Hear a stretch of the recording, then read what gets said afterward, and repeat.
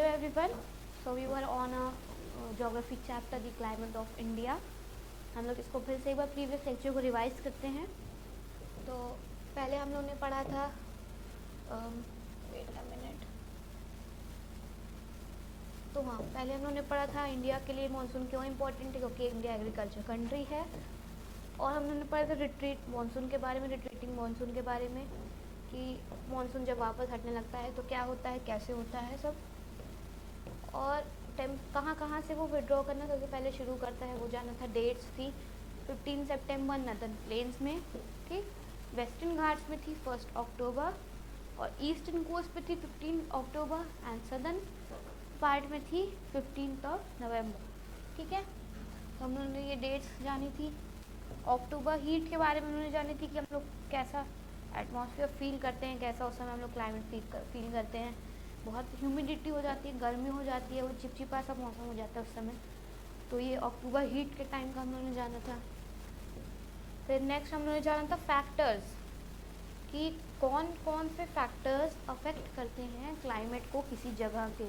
और हम लोग इस समय किस जगह की बात कर रहे हैं, हम लोग बात कर रहे हैं इंडिया की। ठीक है, तो इंडिया के क्लाइमेट को कैसे कौन कौन से फैक्टर्स अफेक्ट करते हैं, हम लोगों ने ये जाना था। तो सबसे पहले जिसके बारे में जाना था वो था लैटीट्यूड। लैटीट्यूड यानी जो इक्वेटर, ट्रॉपिक ऑफ कैंसर और कैप्रिकॉर्न के बारे में हम लोग ने जाना था। ठीक है, equator receives very large amount of heat. Equator पे सबसे ज़्यादा अमाउंट ऑफ हीट पड़ती है, हम लोगों ने देखा था। ठीक है, इक्वेटर से जैसे जैसे हम लोग दूर जाते जाते हैं, यानी साउथ या तो नॉर्थ की तरफ जाते हैं, तो टेम्परेचर डिक्रीज़ करता है। ठीक है, फिर उसके बाद हम लोग ने जाना था ग्रेट हिमालयाज़ के बारे में, कि वो जो रिवर्सल होता है मानसून का जो रिवर्सल होता है उस पर कैसे इसका एक मेन रोल है। ठीक है, कैसे ये रिवर्स करता है विंड्स को, कैसे अपने ऊपर ले लेता है कुछ विंड्स को और कुछ कुछ को डिस्ट्रॉय कर देता है, हमने वो जाना था। ठीक है, और ये हम लोग को किससे बचाता है हिमालय, कोल्ड चिली विंड से, जो आर्टिक सर्कल से आ रही होती हैं उससे बचाता है। ठीक है, तो उसके बाद हमने जाना था एल्टीट्यूड के बारे में। एल्टीट्यूड यानी हाइट। तो हाइट यानी जैसे जैसे हम लोग एल्टीट्यूड हाइट बढ़ती जाएगी तो वैसे वैसे टेम्परेचर डिक्रीज़ होता जाएगा। ठीक है, जैसे जैसे हाइट बढ़ती जाएगी कोई भी जगह की हाइट, जैसे जैसे ऊपर की तरफ बढ़ती जाएगी टेम्परेचर डिक्रीज करने लगेगा। ठीक, हाइट बढ़ेगी तो टेम्परेचर घटेगा। ठीक है, हाइट बढ़ेगी टेम्परेचर घटेगा। तो ये हम लोग ने जाना था कि एल्टीट्यूड्स कैसे अफेक्ट करता है। फिर हमने जाना था distance from the sea. Distance from the sea यानी कोई भी प्लेस अगर सी के पास सिचुएटेड होगी, कोई भी सी के पास की प्लेसेस जो हैं वो moderate type of climate experience करेंगी। ठीक है, क्योंकि सी का जो लैंड ब्रीज और सी ब्रीज जो सी की वजह से होती हैं वो हेल्प करती हैं टेम्परेचर को मॉडरेट और इक्वल बनाने में। ठीक है, और नदर्न प्लेन्स हम लोग और सेंट्रल इंडिया में क्या एक्सपीरियंस करते हैं कि जो टेम्परेचर होता है वो अगर गर्मी है तो एकदम गर्मी, अगर ठंडी है तो एकदम बहुत ज़्यादा ठंडी। ठीक है, तो ये ऐसा क्यों होता है नदर्न प्लेन्स, क्योंकि नदर्न प्लेन्स पे कोई आसपास कोई सी ऐसे सिचुएटेड है नहीं, सी ऐसे लोकेटेड है नहीं, सराउंडेड है नहीं। ठीक है, फिर नेक्स्ट हम लोग ने देखा था कि जो माउंटेन्स का एक और जो रोल था वो क्या था कि माउंटेन्स जो है वो साउथ एशियन कंट्रीज़ होती हैं उसको ज़्यादा ठंडी से बचाता है। ठीक है, अगर माउंटेन्स ना होते तो क्या होता, अगर माउंटेन्स नहीं होते तो क्या होता, जो गर्मी होती है हम लोग की वो एकदम बहुत ही ज़्यादा हॉट होती। ठीक है, गर्मी बहुत ज़्यादा हॉट होती और ड्राई होती। अब ड्राई क्यों होती, क्योंकि मॉनसून का रिवर्सल जो मेन फीचर है वही ना हो पाता। ठीक, अब जो मानसून विंड्स रिवर्स नहीं करती तो जो एंट्री लेती हैं साउथ और वेस्ट से, वो एंट्री लेके सीधा निकल जाती हैं चाइना के पास, यानी नॉर्थ और ईस्ट से वो एग्ज़िट कर लेती, एंट्री और एग्ज़िट करती, वो रिवर्स होके नहीं आती। तो अगर माउंटेन्स नहीं होते तो समर बहुत ज़्यादा हॉट होते और ड्राई होते। अगर माउंटेन्स नहीं होते तो विंटर में क्या होता कि विंटर बहुत ज़्यादा कोल्ड होती, बहुत ठंडी होती और वो भी ड्राई होती। ठीक है, तो ये जाना था। आज हम लोग कंटिन्यू करेंगे उसी लेक्चर को और लेक्चर का पार्ट 3। ठीक है, तो आज हम लोग जानेंगे western disturbances and tropical cyclones के बारे में, जो फैक्टर एक और जो लास्ट फैक्टर है वो है अपर एयर करंट्स और जेट स्ट्रीम। फिर हम लोग जेट स्ट्रीम के बारे में जानेंगे, जेट स्ट्रीम क्या होती हैं, क्योंकि बस एक ऐसी डेफिनेशन की उस पर कि आप अपना आंसर एक्सटेंड कर सके, हम लोग जेट स्ट्रीम को देखेंगे क्या होता है। तो शुरू करते हैं वेस्टर्न डिस्टर्बेंस से और ट्रॉपिकल साइक्लोन से। आप चाहें तो एक बार इसको रीड कर सकते हैं।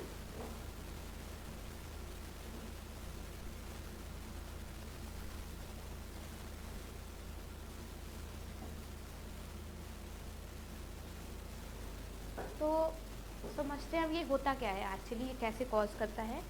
During winter there is an inflow of low pressure depression called western disturbance. ठीक है, ड्यूरिंग विंटर ठंडी के time there is an inflow of low pressure बनने लगता है,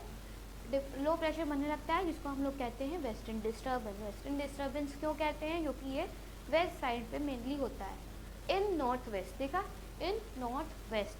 तो डायग्राम से इसको हम लोग समझते हैं एक बार।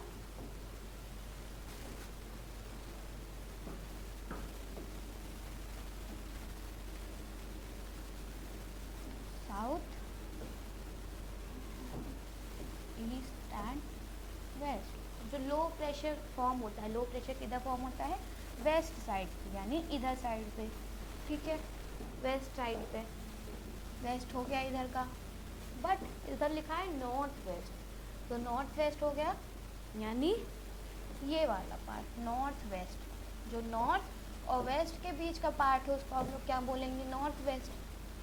ठीक है, नॉर्थ वेस्ट। तो जो फॉर्म होता है, जो लो प्रेशर की वजह से जो फॉर्म होता है डिस्टर्बेंस, उसको जो लो प्रेशर की वजह से वहाँ पे डिप्रेशन फॉर्म होता है, उसको हम लोग कहते हैं वेस्टर्न डिस्टर्बेंस। तो यहाँ पे लो प्रेशर होता है, ठीक है, लो प्रेशर होता है और डिप्रेशन होता है, जिसको हम लोग क्या कहते हैं, वेस्टर्न डिस्टर्बेंस। ठीक है, तो ये होगी वेस्टर्न डिस्टर्बेंस की डेफिनेशन। तो वेस्टर्न डिस्टर्बेंस क्या होता है, ठंडी के टाइम होता है। ये पहली चीज़, कब होता है, ठंडी के टाइम।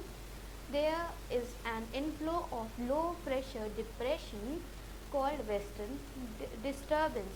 लो प्रेशर डिप्रेशन जो होता है वहाँ पे, उसको हम लोग क्या कहते हैं, वेस्टर्न डिस्टर्बेंस। ठीक है, वो वेस्टर्न क्यों होता है, क्योंकि वो वेस्ट साइड पे होता है।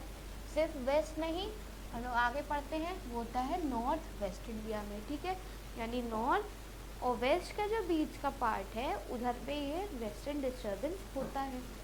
These western depression originate in Mediterranean sea. Mediterranean क्या होता है, and intercontinental sea that stretches from Atlantic Ocean on the West Asia east and separates Europe from Africa। यानी जो वेस्टर्न डिस्टर्बेंस किसकी वजह से होता है, कहाँ से शुरू होता है, वो होता है मेडिटेरेनियन सी से। ठीक है, और मेडिटेरेनियन सी कहाँ होता है, it separates Europe from Africa. ठीक है, यूरोप और अफ्रीका को जो सेपरेट करता है वो होता है मेडिटेरेनियन सी, और वहाँ से वेस्टर्न डिस्टर्बेंस शुरुआत होती है। Westerly depression then enter India after crossing Iraq, Afghanistan and Pakistan. और ये जो वेस्टर्न डिस्टर्बेंस है ये एंटर करता है इंडिया पे कब, after crossing Iraq, Afghanistan and Pakistan. Afghanistan, Pakistan और इराक में क्रॉस करने के बाद ये एंटर करता है इंडिया में। तो अब ये इंडिया में कैसे अफेक्ट करेगा हम लोग वो जानते हैं। ठीक है, they intensify over northeast India and move eastward causing rain in Punjab and Haryana. यानी इंटेंसिफाई यानी ये स्ट्रॉन्ग हो जाते हैं, ये बहुत बढ़ जाते हैं over north east India. North east India क्या हो गया, नॉर्थ ईस्ट इंडिया हो गया इधर का, नॉर्थ ईस्ट इंडिया में आते समय वो लोग बढ़ जाते हैं।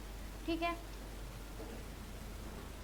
ये तो हम लोग ने इंडिया की बात करी, लेकिन जो ये मेन कॉज होता है वो कहाँ होता है, वेट अ मिनट, तो जो ये मेन कॉज होता है वो होता है मेडिटेरेनियन सी में, जो अफ्रीका को और अफ्रीका और यूरोप को जो सी जो डिवाइड करती है उसको हम लोग बोलते हैं मेडिटेरेनियन सी। और यहीं से जो वेस्टर्न डिस्टर्बेंस है वो शुरू होता है, यानी कि यूरोप और अफ्रीका को जो सी डिवाइड करती है उसको हम लोग बोलते हैं मेडिटेरेनियन सी। ठीक है, उसको हम लोग बोलते हैं मेडिटेरेनियन सी। अब यहीं पे क्या कॉज होता है, वेस्टर्न डिस्टर्बेंस। ठीक है, यहाँ पे वेस्टर्न डिस्टर्बेंस शुरू होता है। तो अब ये कहाँ पे स्ट्रॉन्ग होता है, ये इंडिया पे जब इफेक्ट करने आता है तो ये किधर साइड पे स्ट्रॉन्ग होता है, they intensify over north east India, ये नॉर्थ ईस्ट इंडिया में स्ट्रॉन्ग होते हैं। ठीक है, and move eastward causing rain in Punjab and Haryana. अब इसकी वजह से क्या होता है, वो लोग और आगे की तरफ बढ़ते हैं, यानी जो वेस्टर्न डिस्टर्बेंस है वो और आगे की तरफ बढ़ता है, ईस्टवर्ड यानी ईस्ट के साइड बढ़ता है, और causing rain in Punjab and Haryana. अब इसकी वजह से कहाँ पे बारिश होती है, पंजाब में और हरियाणा में इसकी वजह से बारिश होती है। और बारिश के साथ साथ जो हिमालयन बेल्ट पे ये कैसे अफेक्ट करता है, हिमालयन बेल्ट पे ये अफेक्ट करता है स्नोफॉल से, यानी इसकी वजह से हिमालयन बेल्ट पे स्नोफॉल होती है। ठीक है, ये हो गया वेस्टर्न डिस्टर्बेंस और ट्रॉपिकल साइक्लोन्स के बारे में। तो वेस्टर्न डिस्टर्बेंस कहाँ शुरू होता है, यूरोप और अफ्रीका को जो सी डिवाइड करती है मेडिटेरेनियन सी, वहाँ से ये ओरिजिनेट होता है। ठीक है, ये वहाँ से ओरिजिनेट होता है और ये स्ट्रॉन्ग होता जाता है, इंटेंसिफाई होता जाता है कब, जब ये ओवर नॉर्थ ईस्ट इंडिया आता है। ठीक है, and move eastward causing rain in Punjab and Haryana. तो नेक्स्ट है ड्यूरिंग समर, हम लोगों ने ठंडी की बात कर लिया। गर्मी की बात क्या होता है, whole of the east coast of India comes under the influence of tropical depression. East coast यानी इधर जो इंडिया है, इंडिया का ईस्ट कोस्ट, वो पूरे इन्फ्लुएंस में आ जाता है इसके, और इससे क्या होता है, ट्रॉपिकल डिप्रेशन का ये पूरे इन्फ्लुएंस में आ जाता है। इसकी वजह से क्या होता है, काफ़ी लोग अपनी प्रॉपर्टी यानी it cause heavy loss of life and property, जिसकी वजह से लाइफ में मतलब लोगों की जान बहुत जाती है और लोगों की प्रॉपर्टी यानी कि बहुत सारा डिस्ट्रक्शन मचाते हुए ये आता है। ठीक, तो नेक्स्ट है अपर एयर करेंट्स और जेट स्ट्रीम के बारे में। दी अपर एयर करेंट्स और jet streams come in the upper layer of atmosphere. तो डायग्राम से एक बार देखते हैं इसका क्या मतलब है। अपर air jet stream comes in the upper layer of atmosphere. ठीक है, अपर लेयर एटमॉस्फेयर क्या हो गया, ट्रोपोस्फेयर। ठीक है, ट्रोपोस्फेयर में जेट स्ट्रीम आता है। नेक्स्ट है atmosphere would determine the onset and departure of monsoon. अभी किस में अफेक्ट करता है, मॉनसून के आने में और उसके जाने में ये अफेक्ट करता है। तो जेट स्ट्रीम के बारे में हम लोग जानते हैं कि जेट स्ट्रीम आखिर होती क्या है। तो strong upper level winds in the troposphere and westerlies, westerlies यानी वेस्ट के साइड की जो विंड्स होती हैं काफ़ी स्ट्रॉन्ग अपर लेयर यानी सबसे ऊपर की, इन दी ट्रोपोस्फेयर, ट्रोपोस्फेयर सबसे ऊपर की लेयर होती है एटमॉस्फेयर की, आर वेस्टलीज यानी कि ये वेस्ट के साइड जाती हैं। ठीक है, तो ये वेस्ट के साइड जब जाती हैं तो इसको हम लोग क्या नाम देते हैं, westerlies. Strong upper layer winds in the troposphere are westerlies. ठीक है, पहली चीज़ स्ट्रॉन्ग होती है, दूसरी चीज़ ट्रोपोस्फेयर पे होती है और इनको वेस्टलीज कहते हैं, are westerlies. Geostrophic flow because of lack of friction. अब फ्रिक्शन कम होता है, फ्रिक्शन कम होने की वजह से ये इनकी जो स्पीड होती है वो काफ़ी तेज़ होती है, ठीक है। अब फ्रिक्शन नहीं है तो स्पीड बहुत तेज़ है। The winds are strongest where north to south temperature differences are greatest. अब ये कहाँ पे स्ट्रॉन्ग होती हैं?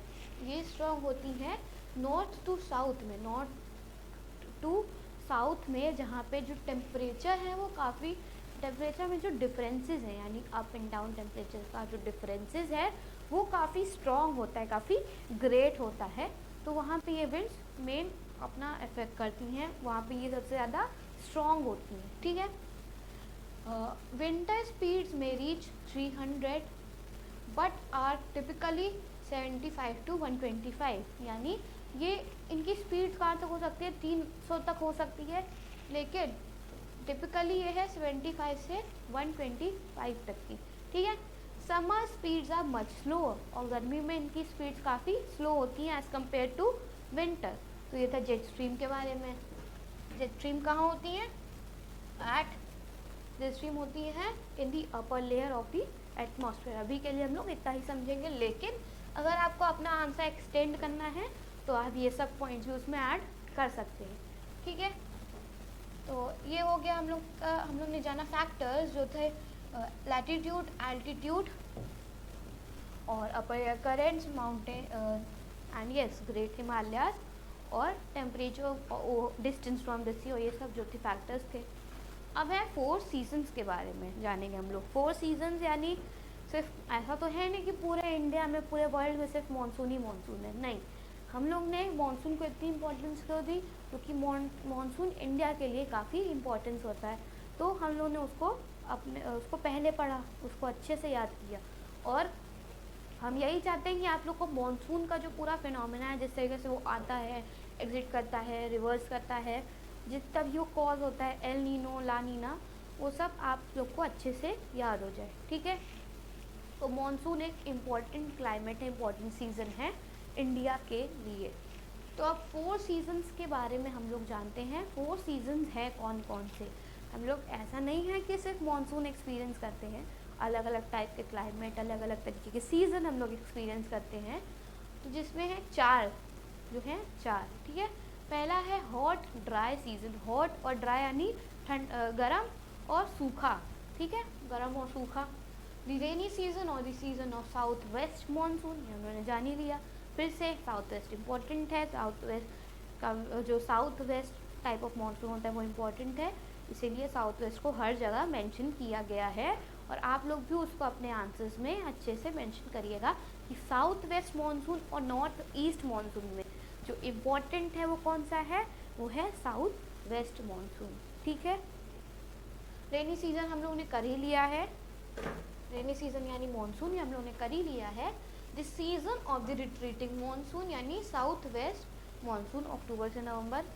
तो रिट्रीटिंग भी अभी हम लोग ने पढ़ाई है। रिट्रीटिंग में क्या होता है? मानसून पीछे हटने लगता है, मानसून जाने लगता है और उसकी नया सीज़न आता है, ये भी कर लिया है।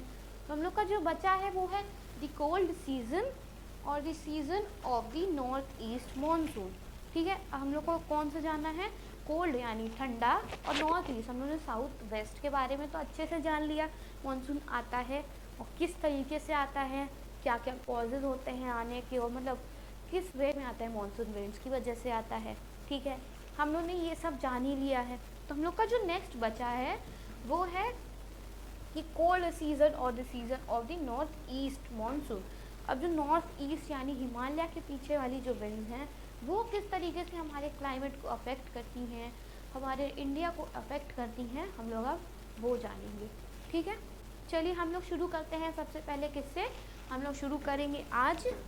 वो है हॉट ड्राई सीज़न यानी मार्च टू मई। हम लोग को देखिए मंथ्स याद रखना बहुत ज़रूरी है, क्योंकि इससे हम लोग के, आपने देखा होगा कि एक फिक्स टाइम होता है, एक फिक्स्ड मंथ होता है जब से हम लोग कोई भी फेस्टिवल भी मनाना शुरू करते हैं, हम लोग की हॉलीडेज जब से शुरू होती है। तो उन सब को भी हम लोग को ध्यान में रखना है।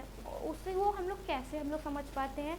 हम लोग समझ पाते हैं हम लोग समझ पाते हैं मंथ से वो, ठीक है। हम लोग को मंथ से अंदाज़ा होता है कि अच्छा अब ये आने वाला है, अच्छा वो आने वाला है। जैसे दिवाली है, होली है, हम लोग मार्च में होली सेलिब्रेट करते हैं। दशहरा हम लोग अक्टूबर दिसंबर तक जाता है, नवंबर में जाता है। तो फेस्टिवल्स भी हमारे जो हैं वो क्लाइमेट पे ही डिपेंडेंट है, ठीक है। तो नेक्स्ट हम लोग आज करेंगे दी हॉट ड्राई सीज़न के बारे में, यानी गर्मी का जो सीज़न होता है उसके बारे में, जो होता है मार्च टू मई में। यानी हम लोग होली खेलते हैं, आप लोग को हम लोग तो होली सेलिब्रेट ही करते हैं। इंडियंस में होली बहुत ही इंपॉर्टेंट रोल प्ले करती है, होली फेस्टिवल। तो होली हम लोग कब सेलिब्रेट करते हैं? मार्च टू मई के बीच में सेलिब्रेट करते हैं हम लोग। उससे भी अगर ट्रिक आप लोग को ये चाहिए हो कि आप लोग कैसे याद करें, मंथ्स कैसे याद करें, तो आप लोग ऐसे याद कर सकते हैं कि आप लोग फेस्टिवल याद रख सकते हैं कि इस फेस्टिवल हम लोग कौन से महीने में मनाते हैं, तो ये कौन सा सीज़न आ रहा है, ठीक है। तो मार्च टू मई में हम लोग होली वाला मनाते हैं, तो हो गया हॉट और ड्राई सीज़न, ठीक। हॉट और ड्राई सीज़न में जो हम लोग कुछ फैक्टर्स पढ़ेंगे वो है जो कैसे अफेक्ट करता है, कौन कौन से फैक्टर्स हैं जिसकी वजह से ये सीज़न आता है हॉट और ड्राई वाला। तो वह है टेम्परेचर कंडीशंस ओवर लैंड। अब जो टेम्परेचर कंडीशंस होती हैं लैंड में उसकी वजह से होता है, तो अभी हम लोग उसको पढ़ते हैं। और हम लोग पढ़ेंगे किसके बारे में? Pressure conditions and wind direction. और विंड डायरेक्शन बहुत ज़्यादा ज़रूरी है, इसीलिए स्टार्टिंग में जो सबसे पहली चीज़ थी वो हम लोगों ने क्या देखी थी? डायरेक्शन, ठीक है। South west east, south north और ईस्ट वेस्ट हम लोगों ने देखा था। क्यों? क्योंकि ये बहुत इंपॉर्टेंट है। हम लोग को विंड डायरेक्शन जो है, विंड डायरेक्शन हम लोग इसी से जान पाएंगे, क्योंकि हम लोग को अच्छे से जब डायरेक्शन सारी पता होंगी तभी हम लोग अच्छे से सब चीज़ों को समझ पाएंगे, ठीक है। तो दूसरा हम लोग जानेंगे किसके बारे में? स्टॉर्म ड्यूरिंग हॉट वेदर, तूफानों के बारे में जो गर्मी के टाइम आते हैं कुछ कुछ, उसके बारे में जानेंगे। लोकल विंड्स कौन कौन सी होती हैं वो जानेंगे, जैसे कली बैसाखी हो गई और लू हो गई, मैंगो शार्स हो गया। तो इन सब के बारे में हम जानेंगे किसमें? हॉट ड्राई सीज़न में जानेंगे। तो शुरू करते हैं। सबसे पहले पहला जो हम लोग फैक्टर था हॉट ड्राई सीज़न का, वो था टेम्परेचर कंडीशंस ओवर लैंड। जो टेम्परेचर चेंजेस होते हैं लैंड में, टेम्परेचर कंडीशंस होती हैं लैंड में, तो सबसे पहले हम लोग उसके बारे में जानेंगे। बिगिन्स फ्रॉम मार्च टू मई। कब शुरू होता है? मार्च टू मई में। मार्च इसका स्टार्टिंग पॉइंट होता है और एंडिंग हम लोग समझ सकते हैं कि जून और जुलाई में, जो कि जून से हम लोगों ने पढ़ा था सन की शिफ्टिंग, हम लोगों ने जून से पढ़ा था। और जो मॉनसून है वो जून से ही अपना शुरू करता है आना, ठीक है। तो begins from March to May, ठीक है। Due to the northward movement of the sun. फिर से सन की बात आ रही है। एक चीज़ नोट करिए कि हर जो भी क्लाइमेटिक चेंज होती है, चाहे वो वर्ल्ड में हो चाहे वो इंडिया में हो, वो सब किसकी वजह से होती है? सन की वजह से। सन की वजह से प्रेशर सिस्टम्स में चेंजेस आते हैं, और जो कॉज करता है किसमें? टेम्परेचर में, हीट में, उन सब में चेंजेस लाने की वजह भी सन ही होती है, ठीक है। तो सन क्या हम लोगों ने देखा अभी? Due to the northward movement of the sun. Sun जो है वो किधर जाने लगता है? नॉर्थ की तरफ, ठीक है। इसके पहले मॉनसून हम लोगों ने क्या पढ़ा था कि सन धीरे धीरे ट्रॉपिक ऑफ कैंसर से आता है किधर? कैप्रिकॉर्न तक, ठीक है।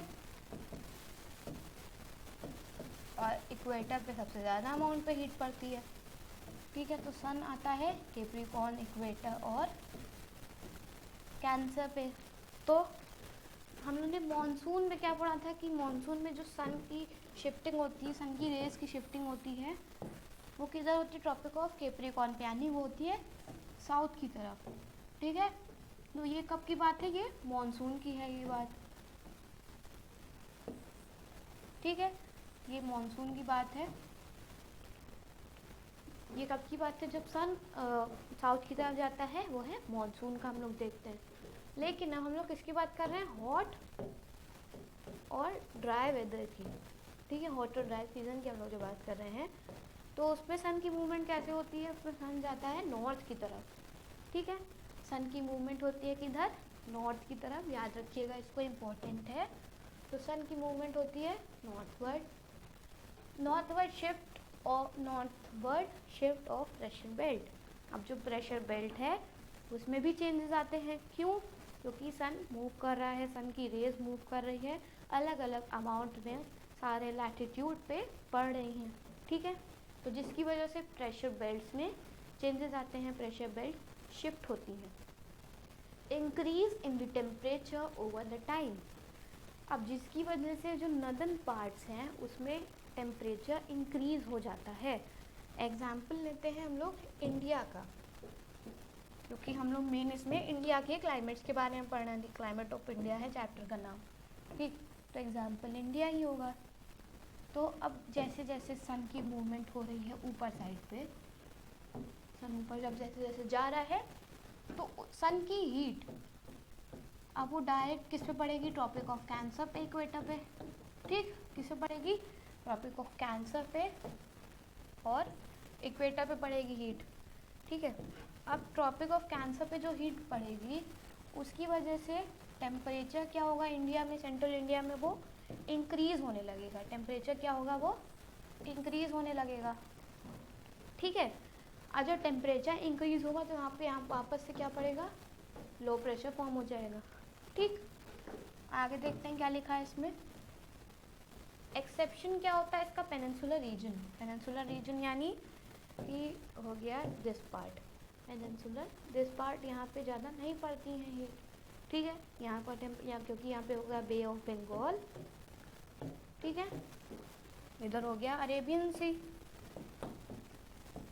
और इधर इंडियन ओशन। तो इन सब की वजह से, इनके इन्फ्लुएंस की वजह से यहाँ पे टेम्परेचर क्या होता है, मॉडरेट होता है, इक्वेबल होता है, ठीक है।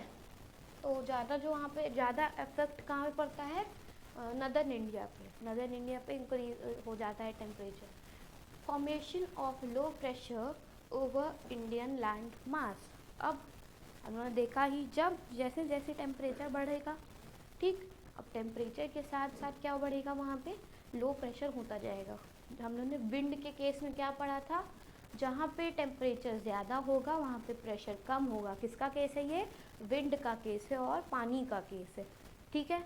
जहाँ पे टेम्परेचर ज़्यादा होगा वहाँ पे प्रेशर कम होगा और जहाँ पे टेम्परेचर कम होगा वहाँ पे प्रेशर ज़्यादा होगा। तो अब सन की रेज जब सीधे ट्रॉपिक ऑफ कैंसर इक्वेटर पे पड़ रही हैं तो वहाँ पर लो प्रेशर बनने लगेगा। क्यों, क्योंकि वहाँ पे टेम्परेचर बढ़ गया है, ठीक है।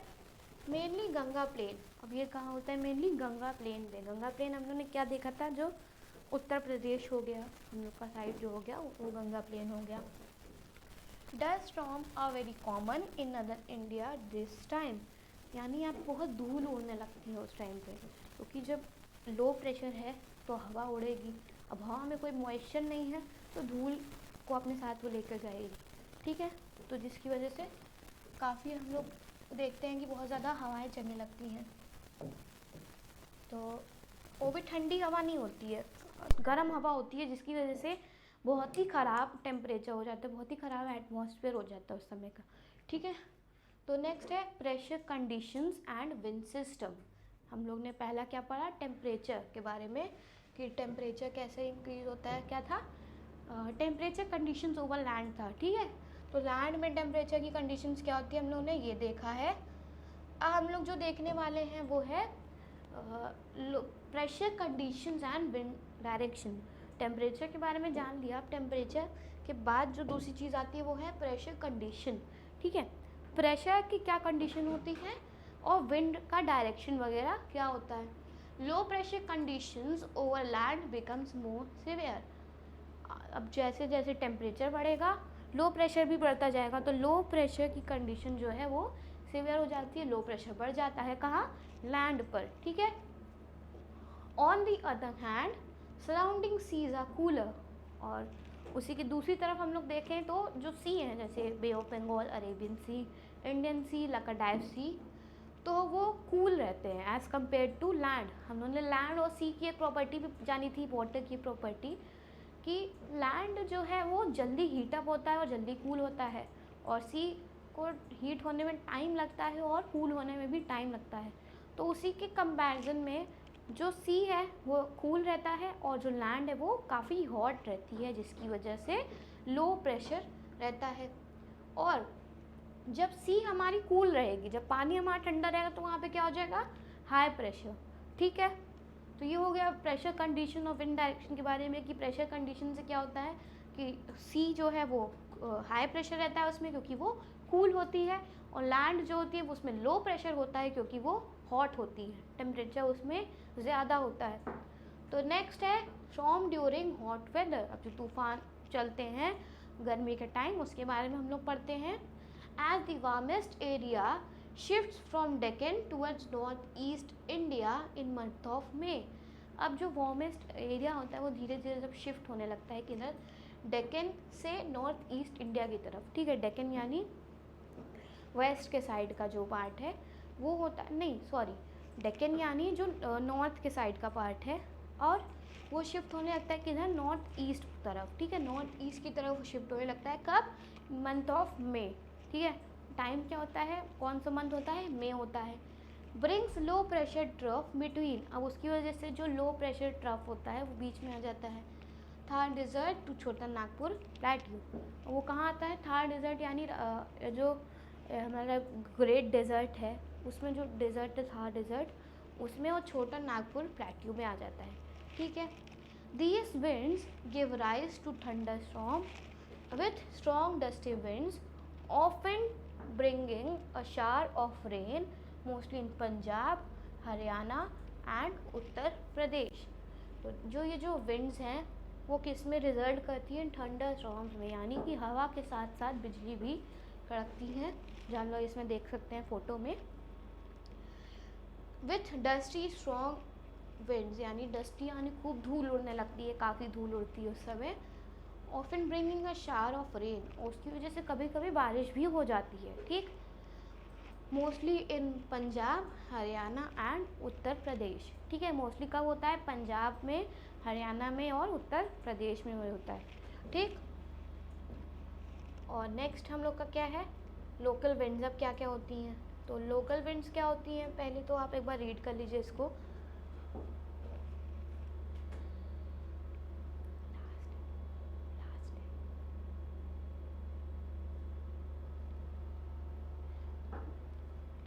लोकल विंड में कुछ इतना खास नहीं है, लेकिन आपको अगर एक्सटेंड करना हो आंसर तो आप लिख सकते हैं, आपने रीड ही किया होगा। जैसे काली बैसाखी वो वेस्ट बंगाल की लोकल विंड है, ठीक है। अब लू है, लू इम्पॉर्टेंट है एक, क्योंकि लू में हम लोगों ने देखा होगा, हम लोग की जो मदर्स भी हैं वो हम लोग को बोलती थी कि बाहर मत जाओ, लू चल रही है, खेलो मत इस मौसम में, ये वो करके। क्यों कहती थी, क्योंकि बहुत सीवियर होती है, उससे काफ़ी बीमारियाँ होती हैं, बहुत स्ट्रॉन्ग होती हैं। दीज आर स्ट्रॉन्ग, गस्टी यानी झोंका होता है हवा का। Hot dry winds blowing during the day over north and north western India. अब ये बहुत गर्म होती हैं, स्ट्रॉन्ग होती है और एक हवा का झोंका होती है, ठीक है। गस्टी मतलब झोंका, ठीक। Dry winds blowing during the day, अब ये दिन के टाइम में ही होती है, ठीक है। आपने देखा ही होगा कई बार कि आप जब निकले हैं घर, आप जब बाहर देखते हैं तो काफ़ी लोग जो अपने को पूरा ढके रहते हैं, लड़कियां होती पूरा मुंह बांधी रहती हैं, हाथ ग्लव्स वगैरह। क्यों, क्योंकि जो लू होती है उससे अगर हम लोग डायरेक्ट कांटेक्ट पे निकलेंगे उस विंड से, काफ़ी हम लोग को सीवियर प्रॉब्लम्स जैसे बीमारियां हम लोग को फेस करने पड़ेंगी, ठीक है। तो ड्राई होती हैं और ब्लो करती हैं दिन में, जो भी हमने देखा। North and north western India में, ऊपर की साइड नॉर्थ है और नॉर्थ वेस्टर्न में, नॉर्थ और नॉर्थ वेस्टर्न में ये ब्लो करती हैं, और इसमें काफ़ी सारी सैंड वगैरह होती है और इसका टेम्परेचर काफ़ी हाई होता है। ये कब ब्लो करती हैं, जब हम लोग गर्मी एकदम टॉप पर पहुंच जाती है, जैसे 45 to 50 डिग्री जब टेम्परेचर हो जाता है, ठीक। अब direct exposure to these winds में even prove to be fatal, यानी कि अगर हम लोग डायरेक्ट निकलेंगे बिना कुछ बांधे तो बहुत हार्मफुल होंगी, फेटल होंगी। अब लास्ट है मानसून शावर, सॉरी लास्ट है मैंगो शावर्स। तो मैंगो शावर्स क्या होता है, वो साउथ इंडिया में ज़्यादातर होता है, वो बहुत इम्पॉर्टेंट होता है। क्यों, क्योंकि इसकी वजह से हम लोग को मैंगो ट्री और कॉफ़ी कल्टीवेशन और मैंगो ट्री और कॉफ़ी जो प्लांट्स हैं वो काफ़ी अच्छे से ग्रो हो पाते हैं उसके वजह से, ठीक है। तो ये कब होता है, अप्रैल से मई का टाइम होता है जब ये होता है। और ब्रिंग लिटिल रेन, और खूब थोड़ी बहुत बारिश होने लगती है। अब ये साउथ का है तो ऑब्वियसली वहाँ पे जो सी है, जो हम लोगों ने सी का 3 सी का नाम है, उनकी वजह से वहाँ का जो टेम्परेचर है वो काफ़ी मॉडरेट रहता है, इक्वेबल रहता है, जिसकी वजह से वहाँ थोड़ी बहुत बारिश होती रहती है। तो ये था 3 लोकल विंड्स के बारे में। तो आज के लिए बस इतना ही। अब इस चैप्टर में जो जो इम्पोर्टेंट पॉइंट होंगे वो हम दूसरे लेक्चर में डिस्कस करेंगे। आई होप आप लोग को ये सब समझ में आया होगा, और इस वीडियो को नहीं समझ में आया तो एक बार आप रिपीट में देख लीजिए, आपको कोई भी डाउट हो तो आप कमेंट सेक्शन में हमको बता दीजिएगा। And thank you so much for today.